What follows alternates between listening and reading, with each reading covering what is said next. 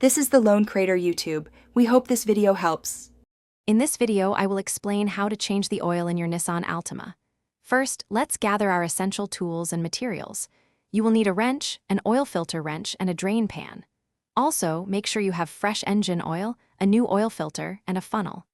Using the correct oil type and viscosity, typically 5W30, is crucial for your engine's health. Having everything ready makes the process smooth and efficient. Now, let's prepare to drain the old oil. Safety is paramount, so always lift your Altima using a reliable jack and secure it firmly with sturdy jack stands. Never work under a vehicle supported only by a jack. Once safely elevated, locate the oil drain plug on the oil pan beneath the engine. Position your drain pan directly under the plug, then carefully remove it to allow the old oil to flow out completely. This usually takes about 10 to 15 minutes. With the old oil fully drained, it's time to replace the filter and plug. Use an oil filter wrench to carefully remove the old oil filter.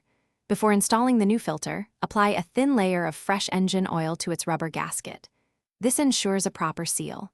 Hand tighten the new filter until snug, then give it about a 3/4 turn with the wrench.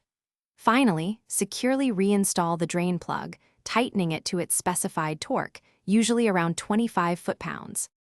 Now for the final steps. Using your funnel, carefully pour the recommended amount of new engine oil into the engine.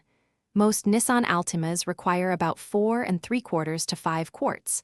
Once filled, start the engine and let it run for about 30 seconds to circulate the oil. Turn it off, wait a few minutes, then check for any leaks around the new filter and drain plug. Finally, verify the oil level using the dipstick and add more if necessary to reach the full mark.